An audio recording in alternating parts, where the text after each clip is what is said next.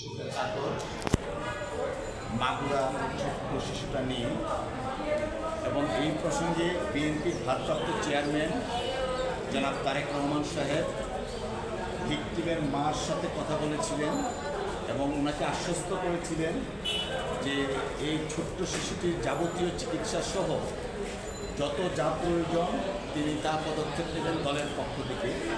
আজকে দলের পক্ষ থেকে জনাব তারেক রহমান সাহেবের আহ্বানে আমরা আপনার সামনে হাজির হয়েছি। আপনাদের সামনে ওনার নির্দেশনা হচ্ছে এই ভিকটিমকে অর্থাৎ তার পরিবারকে, তার মা যে একটা মামলা দায়ের করেছেন, এই আইনগতভাবে বিএনপির পক্ষ থেকে সমস্ত আইনগত পদক্ষেপ এবং আইনি সহায়তা দেওয়ার সিদ্ধান্ত গ্রহণ করা হয়েছে।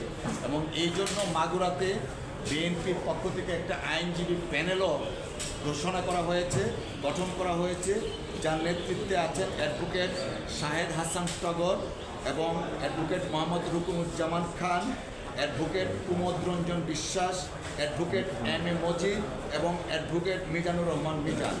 এই 5 সদস্য বিশিষ্ট আইনজীবী প্যানেল জনাব তারেক রহমান সাহেবের পক্ষ থেকে, বিএনপির পক্ষ থেকে গঠন করা হয়েছে।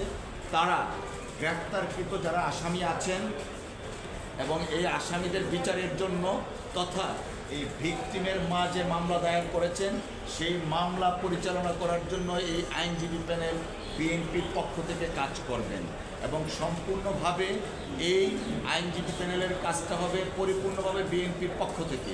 এবং এইখানে কোনো ধরনের কোনো আইনগত সহায়তার ক্ষেত্রে আইনজীবীদের যে একটা খরচ থাকে সেই খরচটাও জনাব তারেক রহমান সাহেব ব্যক্তিগতভাবে বহন করবেন।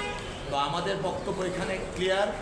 বিএনপি মা মাটি মানুষের দল জনাব তারেক রহমান সাহেবের নেতৃত্বে বিএনপি সারা বাংলাদেশে যেখানে অত্যাচার হবে, অন্যায় হবে, সেখানেই বিএনপির পক্ষ থেকে সব ধরনের সহযোগিতা থাকবে। এই মাসুম বাচ্চাটার ক্ষেত্রে আইনগত সহায়তাও আছে এবং স্বাস্থ্যগত মেডিকেলের সহায়তাও আছে। তারপরে সবচেয়ে উল্লেখযোগ্য যে জিনিসটা থাকে সামাজিক সহযোগিতা। জনাব তারেক রহমান সাহেব ইতিমধ্যে মাগুরার সর্বস্তরের নেতাকর্মীদেরকে নির্দেশনা দিয়েছেন যেন পরিবারের পাশে আমাদের দলের নেতাকর্মীরা দাঁড়ান এবং এর মধ্যে প্রত্যক্ষভাবে কাজও শুরু হয়েছে।